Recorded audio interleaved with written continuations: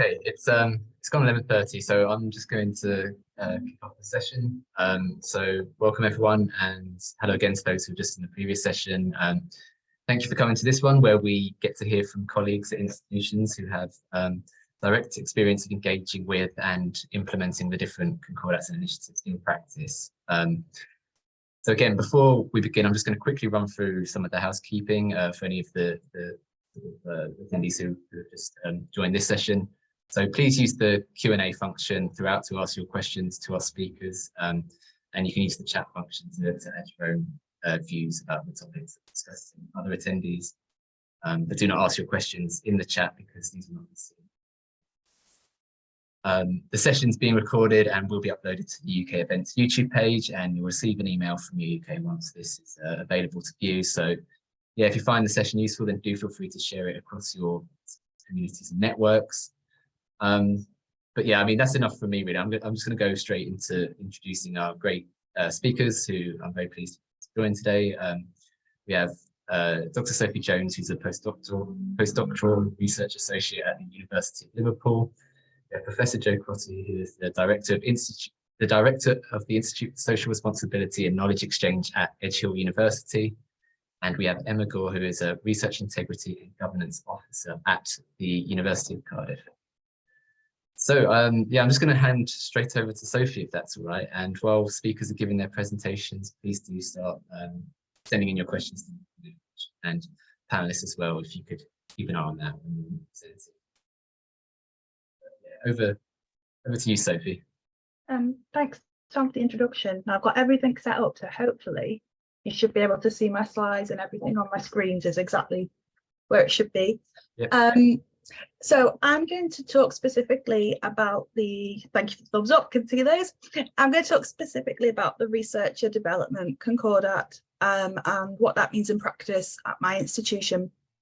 So just to introduce myself, I am a PDRA at the University of Liverpool, but I'm also here in my capacity as a co-chair of Liverpool's Research Staff Association, which I'll talk a little bit more about.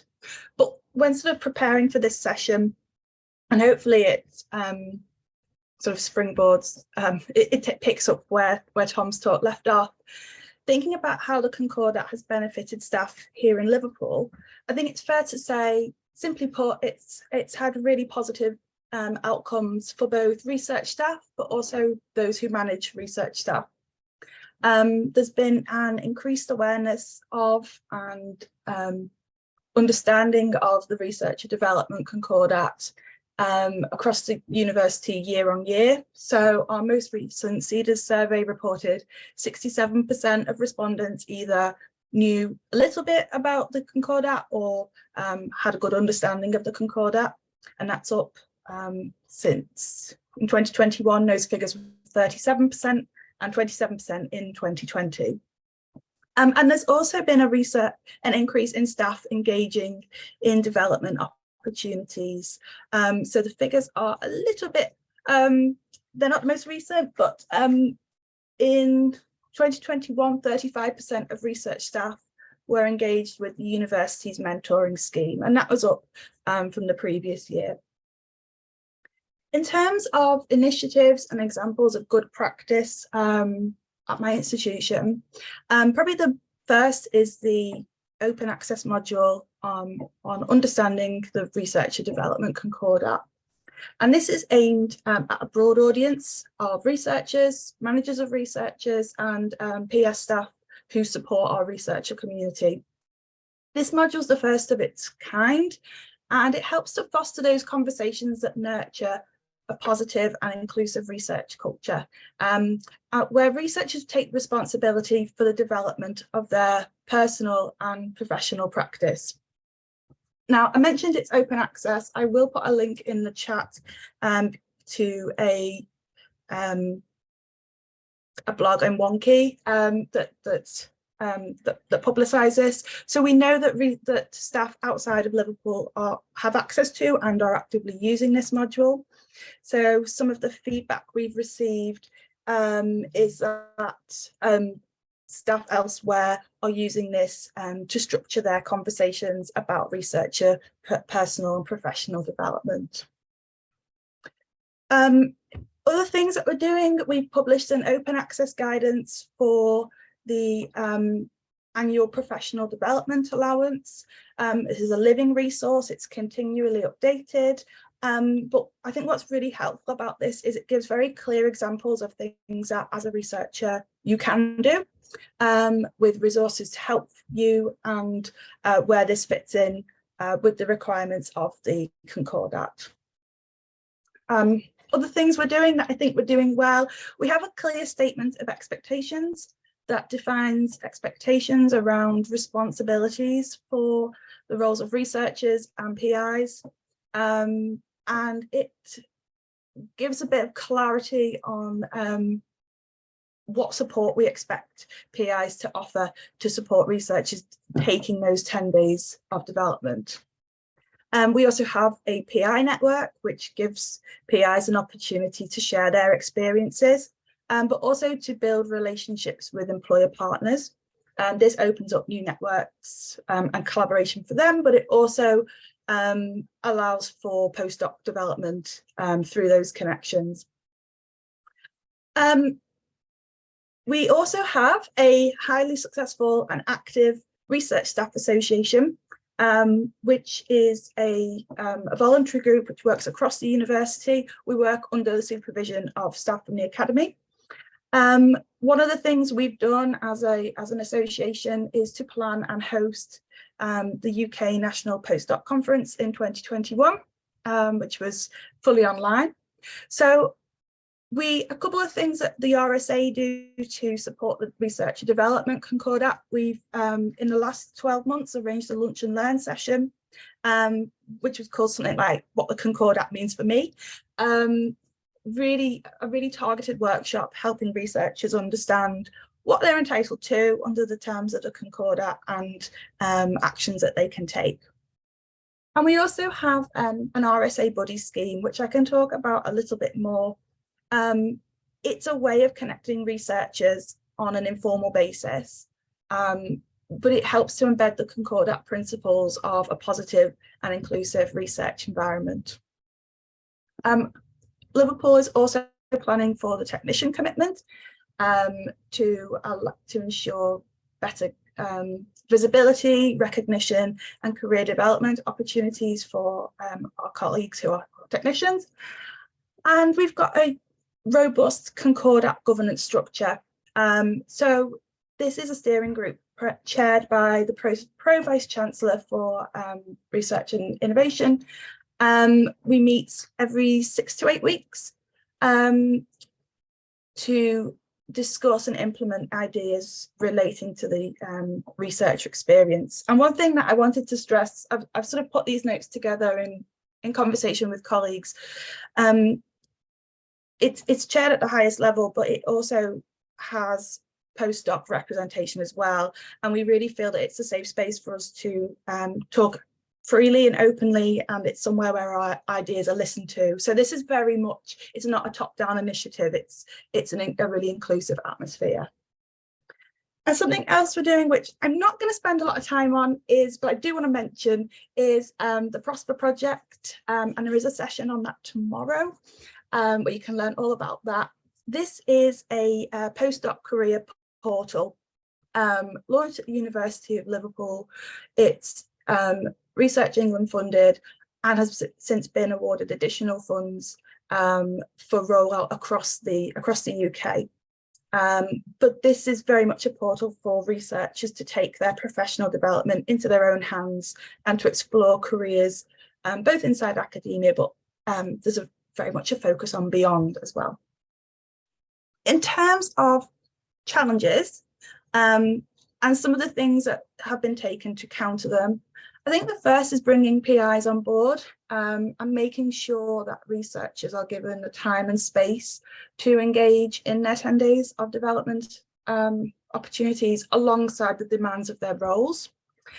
I think the way this has been countered is this is endorsed at the highest level. So at the University of Liverpool, the Vice-Chancellor has issued a public statement in support of the Concordat. At faculty level, we've got Associate Pro Vice-Chancellors who are directly responsible for a number of actions in the Concordat action plan, and also the PI network. So I think this is implemented at quite a few levels to ensure this is happening. A more tricky one possibly is ensuring that researchers have parity of opportunity to develop regardless of their faculty. And this is one of the ways I think in which researchers taking control of their own development is really important, because a one-size-fits-all approach isn't going to work across different disciplines and even within the same faculty. But there still needs to be equal access to opportunity. So what we've done as a research staff association is we have a commitment to ensuring that all of our events, our lunch and learns, our annual workshop, our annual conference has broad appeal to, but also representation from all faculties. So obviously I'm from the humanities, and making sure that certain events that we do don't exclude certain members of staff. Another big concern is, how do we reach research staff to let them know about the opportunities that are available and things that they can get involved in? As the Research Staff Association, we issue a weekly e-bulletin. There are other e-bulletins that are going around. I'm sure everyone's receiving lots of different ones at their own institutions, but the RSA one is very much, it highlights events that we think are of particular relevance to researchers. And this is informed in part by CEDARS. So the results of CEDARS can help us identify any gaps in knowledge and can be used for prioritisation. So if staff flag that they're not aware of a particular issue, it's something we would then look to arrange something to rectify. We've also got Concordat champions across all faculties to prioritise the agenda. And Concordat principles are also embedded in PDRs, flagging the minimum of 10 development days and statements of expectations. So in the nicest possible way, we're not subtle about how we do this. And I think that's my 10 minutes. So I've put some contact details on the slides if you have any further questions. So hopefully these will be helpful after, when the slides are circulated. So I will stop sharing, I think. Thank you. Brilliant. Thank you, Sophie. That was amazing and great to hear about all the work that's going on at the University of Liverpool. Really good. There are some questions that are coming through the Q&A. If there's any that you want to sort of type a response to, Sophie, and if there's any that you want to maybe touch on or speak to later on in the Q&A, then just select answer live. But I am now going to pass over to Jo Crotty. Jo, over to you. Hi everyone, I'm going to share my screen, but as I was saying in the practice, my iPad is old and oh, look at that. Is that working? No. Hang on.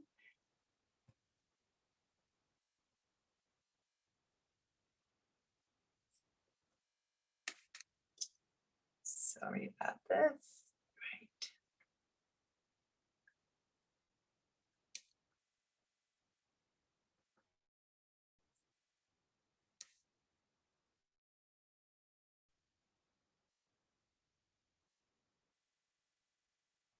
Is it working now?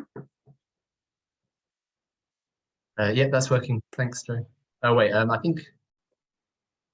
Is that working? It is. Oh, I can see myself at the top. Is that for everyone else, or is that just for me? I can see you as well.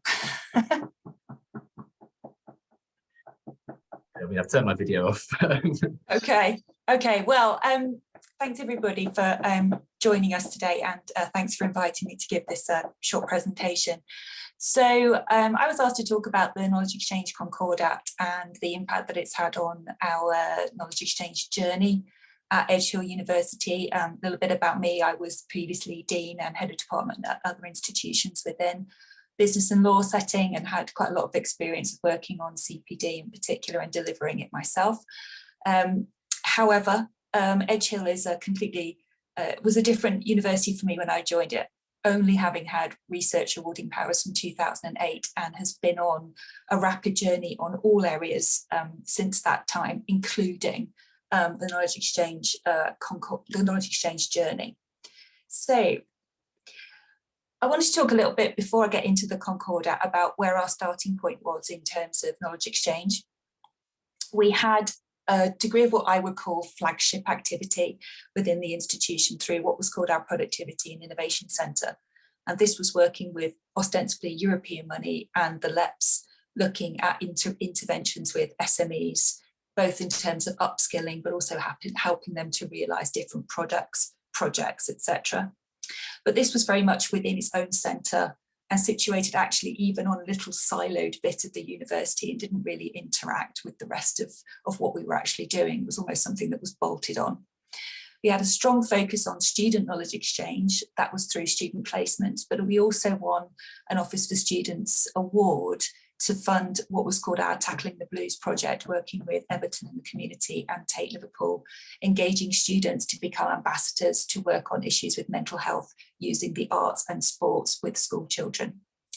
And we had a little bit of ad hoc consultancy and commissioned research, but all of that was allowing us to generate only the baseline level of HIFE allocation, and that's the Higher Education Innovation Fund, which is a £260 million fund allocated to universities based on their knowledge exchange activity. Only 31 institutions in the UK do not receive any HIFE, and we were only at the bottom level. And then, unfortunately, we then lost that funding. So we then really had to do something about it. And at the same time, we then had the first iteration of KEF. And this was Edge Hill's KEF results when they were using a slightly different way of presenting the results, where they used this rather unfortunate nomenclature of either being in the top or the bottom percentage, depending on your knowledge exchange activity. And you will see there that Edge Hill was at the bottom of everything, which was not great. But of course, the only way is up if you're at the bottom of everything. So having lost our HIFE allocation, and then this was KEF 1, and we turned out to be at the bottom of everything when compared to our cluster, it was time to do something about it. And so we decided to go into the Knowledge Exchange Concordat in what was called the development year. So this was voluntary. You didn't have to be part of this, and the results of this were not published, which meant you could be very candid in how you completed what was both a self-assessment exercise and then writing an action plan. Luckily, we decided to do this as well because everybody in our cluster M did it, and cluster M was the only cluster where everybody went into it. So if we hadn't done it, we would have been the only ones that hadn't. So as a result of that, we had to do, as I said, a self-assessment exercise, and I was the lead academic on that self-assessment exercise. This is actually quite difficult when you don't have something as part of your core mission within the university. Actually trying to uncover where that activity is taking place can be quite challenging. But once I eventually got my arms around it, what I discovered was that we had perhaps more activity going on than we expected, but with no focus. And we had lots of academics doing knowledge exchange just off their own bat with no support. We had a lack of understanding of what knowledge exchange was across the institution, which I was colloquially calling hobbyism. People were doing activity that wasn't research, it wasn't impact, and it wasn't knowledge exchange. So we had a degree of upskilling to do. We had some great practice, some of our flagship activity, which I referred to 2 slides previously, but that was rather siloed. We didn't have any university understanding of what that was. We weren't celebrating any of those successes. But we were also ahead of the sector in that we had created a progression path or promotion route called a Senior Engagement Fellow for people who were engaged in knowledge exchange, but we had failed to promote anybody to that. So we had this, but we weren't actually using it. Alongside that, the Concordat then asked you to write an action plan around what we called 8 enablers. And I won't go through those, but what they were trying to do was really get you to focus both on creating a strategy and then thinking about how you would operationalize that. So having done the self-assessment, worked out where you are, which in our case was some pockets of good activity, some pockets of excellence, some academics working on their own, but really we needed a strategy and a way to operationalize what we were doing if we were going to A, get back onto Hive, and B, improve our KEF outcomes. So this allowed us to write a mission statement, which I've got on this slide. I won't read it out to you. These things are fairly generic. I think if you picked up any knowledge exchange mission statement across the sector, they would read something like this. And so that was a good place to start, but actually it was about creating a strategy. So we created a 6-point strategy, which was really, I now see as a jumping off place. Because we weren't doing really any of the things that are listed here. We didn't have any focus on knowledge exchange. We hadn't really invested in anybody. We didn't have a good understanding of partnership working and how to really co-create things. You would ask academics if they'd co-created something and they would say, well, actually what I'm going to do is I'm going to work with this partner once I've got the money. But there was no understanding of how you create a project together with actors that are not on the campus. We didn't have a knowledge exchange infrastructure or support staff to support this activity. There was nothing that was really embedded within our culture or our environment, and we desperately needed to get back onto Hive. We didn't want to be in that club of 31. So what did we do? We had, in effect, a 3-way approach. You can't get anything done in the university if you don't have senior management buy-in, and the Concordat really facilitated getting that senior management buy-in. Once we got our feedback from our action plan, the Vice-Chancellor was very keen that we then drove this forward and was prepared to actually put some resource behind it. So you really can't drive anything, I don't think, in academia unless you have that senior buy-in.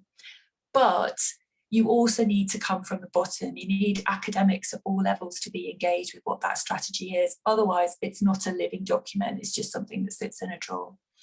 So having got that senior management buy-in, we've now set up enterprise teams across all faculties where we've got representatives from every department coming into those teams to really drive ideas.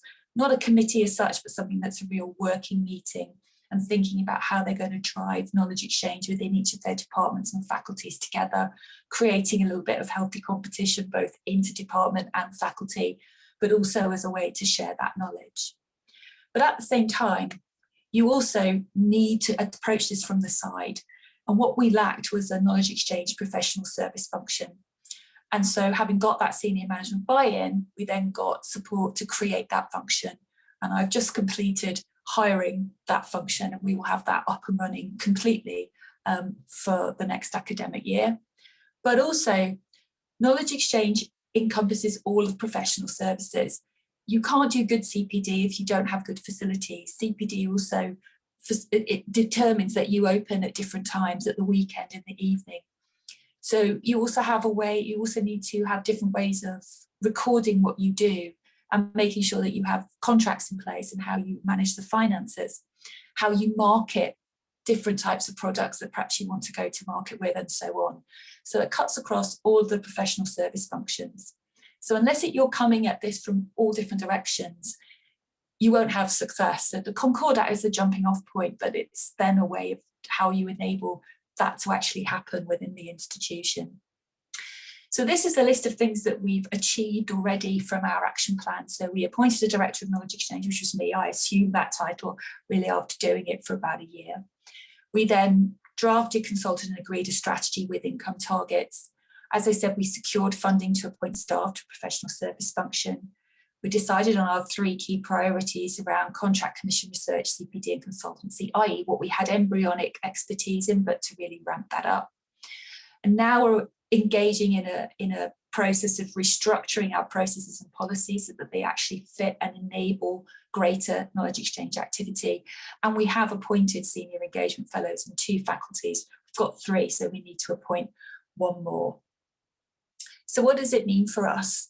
Well, what we've done since we completed the Concordat and got our feedback in the development year, we've also worked on identifying quick wins to get back onto Hive funding, which we have done. So I'm very pleased about that. And also as a result of our REF outcome where we doubled our QR money. We've also changed clusters, so we've actually moved into a more competitive cluster J for KEF 3. So I'm excited about what those challenges will mean for us. And so that has also meant that we now need to go back and revisit that strategy, something that was a jumping off point, where we are now really thinking about a business engagement plan and how we really engage with partners off campus and really drive that activity, but also explore much more public and community engagement and have a civic strategy and think about how we do that, where we are really engaging various publics in a two-way process. And we have to this year really get going with upskilling staff, enabling them and feeling confident enough to actually do knowledge exchange. So that's a very quick overview in what the impact had, the knowledge exchange Concordat had on Edu. It was actually transformative. And I'm sure you've got questions arising from that, but I think we're taking them all at the end. So I will hand back to the chair. Thank you, Jo, and really great to hear about sort of Edu University's journey with the knowledge exchange Concordat. Yeah, I'm just going to pass straight over to Emma, if that's okay. Emma. Excellent. Yes, thank you very much. Can everyone see my slides? Yeah, that's all good. Fabulous. So yes, I am Emma Gore, Research Integrity and Governance Officer at Cardiff University. And yes, continuing this wonderful session around working with the concordats and to share my and our institution's perspective. Just to set the scene a little bit in terms of what I'm going to be talking about. So my role, as my job title probably hinted at, is around implementation of the Concordat to support research integrity. So as an institution at Cardiff, we're committed to this, and my role was specifically appointed to support this activity area. And we are members of UK RIO and have been since 2012 and of the UK Reproducibility Network. So yeah, very much a research integrity focus for my talk. Before I talk about the benefits and challenges of implementing the Research Integrity Concordat, I thought I would just spend a couple of minutes just giving some headlines about research integrity at Cardiff and sort of what it looks like at the moment. So we have a central committee with oversight responsibility for research integrity. We have a named senior academic lead for research integrity, who's our Pro Vice Chancellor for research, innovation and enterprise.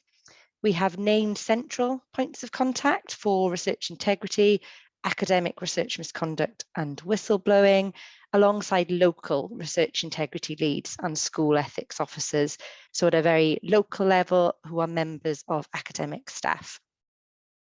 We also have publicly available annual research integrity statements and a range of policies, procedures, guidance, training tools, as many other institutions will, to help their researcher community to meet those highest standards of integrity.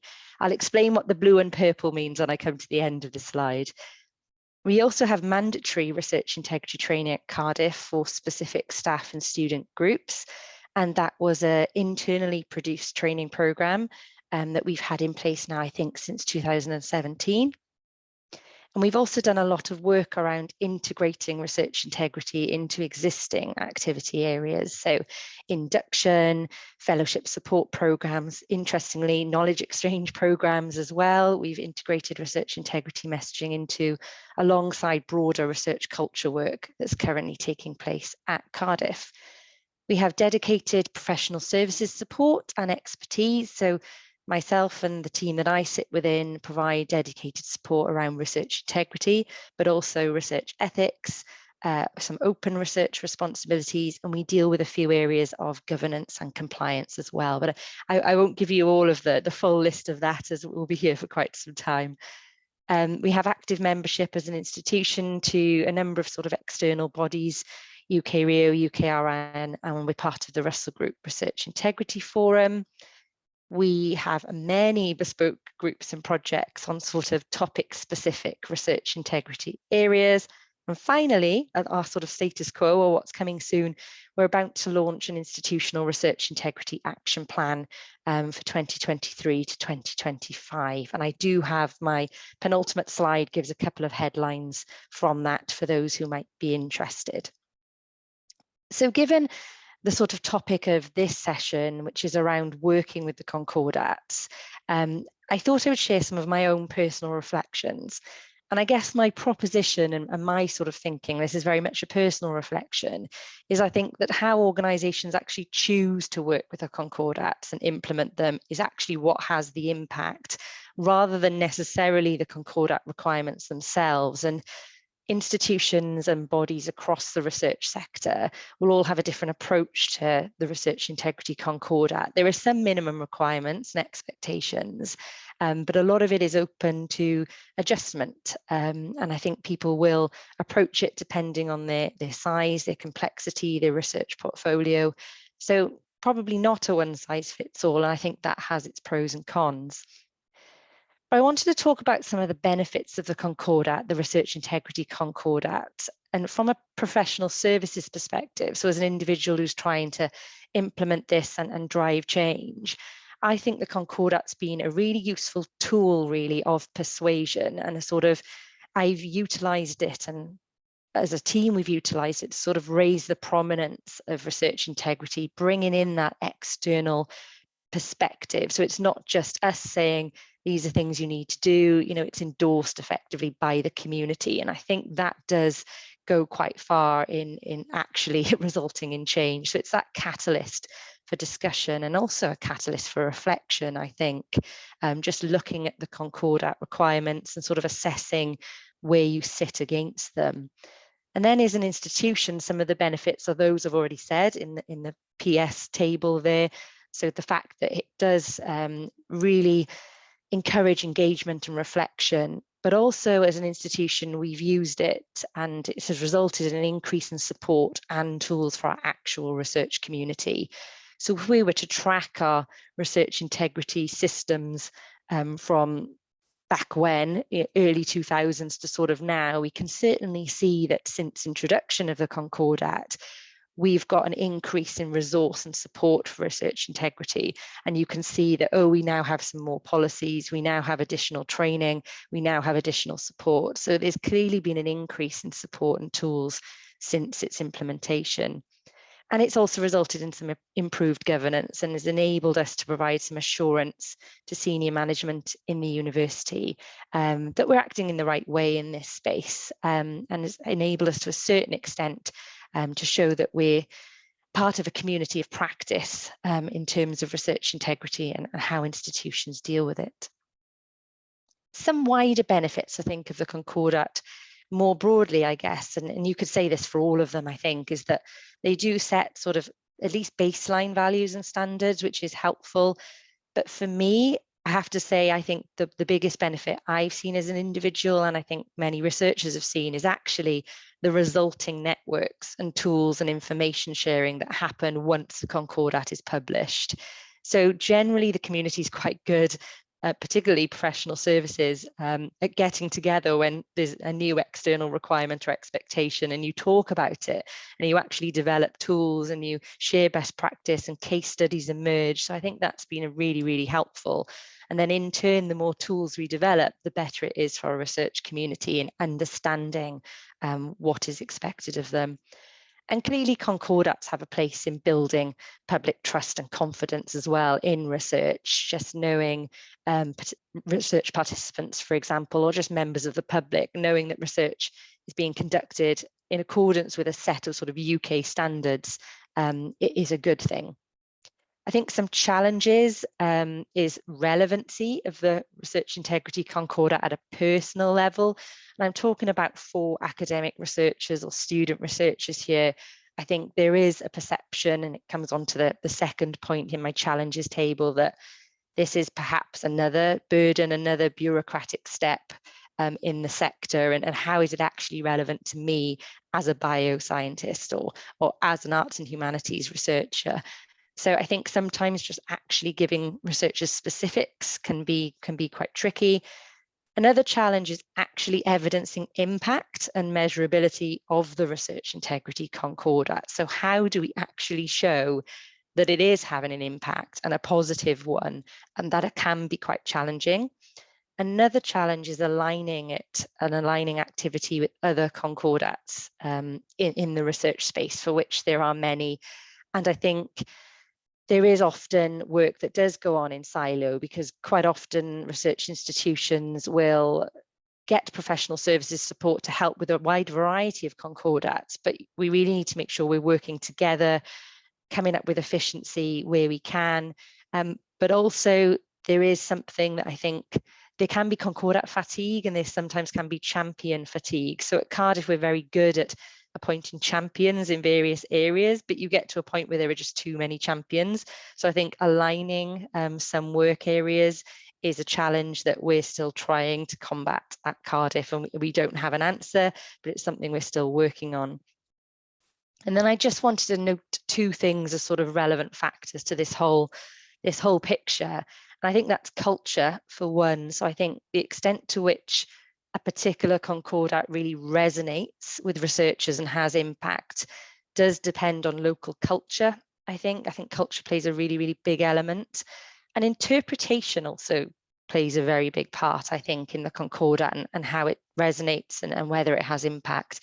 In that concordats are generally high level, perhaps rightly so, and that in one way is a benefit, because it means there isn't a one size fits all approach, and institutions do have that flexibility to adapt. But it can also create complexity in that institutions and researchers can view a sort of overarching value in a very, very different way. So it can be both a sort of benefit and a challenge. And then I did mention that I'd give a brief flag to a piece of upcoming work that Cardiff's been working on for quite some time, actually. We are about to launch our first publicly available, at least, research integrity action plan, which has 6 pillars to it. So policies and procedures, guidance and resources, culture, system strategy and governance, training, engagement. They're all on the slide. I won't read all of that. But just to give a bit of background about how we actually produce this action plan. So we actually utilised the UK Rio self-assessment tool to do a bit of a gap analysis and to reflect on how we've implemented the Research Integrity Concordat, and we got feedback from our research community about areas where we could be better. And one thing I've given an example of an action under each of these pillars, but one thing that I want to concentrate on in particular is the one that I've listed there under culture. And I think we've been very good at an institution in being proactive and coming up with tools and champions and training. But what we need to do better, and I think this is a systemic issue as well, is actually ensuring that integrity is embedded within our reward, recognition, promotion systems, so that we are all putting our money where our mouth is and showing that actually this is important. And we're going to embed this within our reward systems to show that it is important. So that was my final slide, but I'm going to go back, because I did say early on that I was going to explain the purple and blue. And I think this was just what I wanted to do, is sort of reflect on, because we're talking about the Concordat and the impact it's had, I wanted to reflect on what we've done at Cardiff around research integrity. And the things that are in purple, I think, are the things that I would say are a more direct result of the Concordat. So if you look at the Concordat and engagement and communications that have come from the signatory group and Universities UK, there are some minimum expectations really around having named points of contact and publicly available annual statements, and to have policies and procedures around research misconduct, conducting research to the highest standards. So all those purple things, and to a certain extent our Research Integrity Action Plan, I think I can directly link to the Concordat in some way or another. But the blue, I would say, is our institutional approach really, and where we've made an institutional decision to deal with things in a particular way, which comes back to my proposition I made earlier, which is that maybe it's not the Concordat requirements themselves that have the biggest impact, it's actually how institutions work with them and what they choose to do off the back of their publication. So that is it for my talk. I've put my contact details there on the slide. More than happy to take questions outside of this event, but I will stop sharing so we can go back to the Q&A. Amazing, thank you, Emma. And thank you to all the panelists for their presentations. I think getting through so much in quite a short amount of time as well. Thank you, Sophie, as well, for answering a lot of the questions in the Q&A. We have, I guess, like about 10 minutes just to speak to any of these questions. So Emma, I've got one specifically for you, if that's okay, that kind of asks for examples of how to measure impact of implementing the Concordat to support research integrity, and anything that's worked particularly well, because I think Philippa from the University of Bath says that they are struggling with that similar challenge of measuring impact. Yes, and I'm afraid I don't have any real words of wisdom here, because I actually put it in my challenges table, in that we don't have the answer to this either. And I think it is really, really difficult to actually measure the impact of the Concordat. What we can do as an institution is we can reflect on our research integrity journey, and I can certainly see the support we have for researchers now versus the support we had sort of pre-Concordat. So I can sort of measure at an institutional level what we have, but I don't think there's really any answers, or at least clear ones at this stage, as to how we show the Concordat itself has had an impact on the integrity of research. We internally have mandatory research integrity training, so we can use that as a tool to sort of see what is the level of engagement. Are we actually getting everyone to do the training who should be doing the training? And we also have a feedback feature in that training, which is not just about the training, but is about broader research integrity issues in the universities. And we invite our staff and students to tell us about what they need more help with. So we've got some tools, but I'd say they're more tools of around feedback rather than impact. So to be honest, I don't have any absolute answers for you. There is, if you talk about research integrity broadly as a topic, there have been suggestions in the past, could you look at the number of research misconduct cases an institution has? But I don't think even that is indicative of anything, because if you're seeing more research misconduct cases, that could actually be indicative of a more positive culture of integrity, where people feel comfortable to come forward with issues. So there's not really a hard and fast answer. And I think there's research and discussion going on in this exact space as we speak. So hopefully there will be answers. I'm just afraid I don't have them at this stage. We're all grappling with the same challenge, I think. Thank you, Emma. So I think there's kind of been a couple of questions to the effect of, I think, we mentioned Concordat fatigue and things like that. And we know that engagement and reaching a wide audience can be a challenge at both an institutional level and a strategic level. I was just wondering if any of the panelists sort of have ideas on how they kind of connect with wider parts of their institution and communities, to try and sort of maybe map the objectives of the Concordat with other parts of the, I guess, the institution, the networks. So is that something that anyone can kind of happy to speak to? Yeah, I mean, from my perspective, the Research Integrity Concordat certainly has touch points across the university in terms of our academic schools and our professional services functions. I think in terms of how we've done it, I think it's almost a manual exercise to begin with, of working out who those stakeholder groups are and actually making contacts and having regular discussions. So we do have regular engagement, but we're also lucky that we have an overarching committee with responsibility for integrity, which pulls upon stakeholders from all of those communities. So we almost did a mapping first. We've pulled those relevant individuals together, but we do also have local research integrity leads so that they can cascade messaging to their local audiences and make them resonate a bit more by perhaps using that discipline-specific terminology, which I think has been a real benefit. But it is a challenge in large organizations, but I think mapping is the first step, and making continued efforts to speak to each other, which is difficult when we've all got very busy lives, but I think that's essential to getting this right. Yeah. Sorry, I'm getting a lot of questions for you, Emma. Is that okay? That's fine. That's fine. All right. So you said that you have mandatory training around research integrity Concordat, and do you have any sort of challenges with that in monitoring it? And what are the mechanisms to encourage that engage with that? Yeah, so this is, I think, an honest, real life challenge, and it is extremely difficult. So we've had an institutional position for a number of years that research integrity training is mandatory for all of our academic staff and for all of our doctoral, MRes and MPhil students. So we're talking really large numbers actually at Cardiff. So staff numbers are around it that are in that mandatory group, that's around 3,500 people, a couple of thousand students. So monitoring is, yeah, I'm trying to use my words carefully here, but it's very, very, very challenging. And we do find there's a lot of administration that has to happen to actually get this to work. So not only do we have to make sure that training is easily accessible to our staff and students, we also have to embed it and signpost it within various other university systems and processes. And we also have to give periodic reports to schools that they can take some local ownership in actually helping to ensure that the staff who need to do it are doing it. So we do a lot centrally in terms of emails, regular sort of newsletters saying, you know, don't forget to do your training. We embed it within processes, but we also provide reports to senior management and to schools on sort of, I'll say compliance rates, although I don't like the word compliance, but that probably does what it says in the tin for the purposes of this.